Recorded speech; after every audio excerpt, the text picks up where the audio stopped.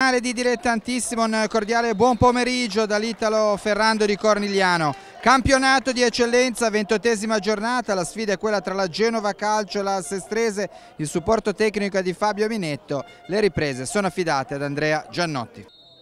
Calcio d'inizio a favore della Genova Calcio, ancora Merialdo che si avvicina, conclusione da distante. Attenzione adesso a Raiola che va a pescare dentro Anselmi che in pratica consegna il pallone a Grosso. Pallone a cercare lo scatto di Mura che si presenta davanti al portiere, riesce a precedere Galluccio, l'impatto con Rovetta. Ancora Merialdo, indietro verso Raiola, pallone messo dentro, allontanato, poi Mossetti al volo, impegna seriamente Grosso, brava a distendersi.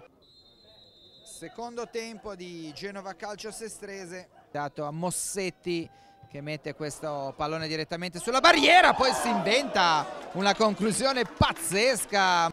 Attenzione a Rossi che cerca di pescare dentro Memoli.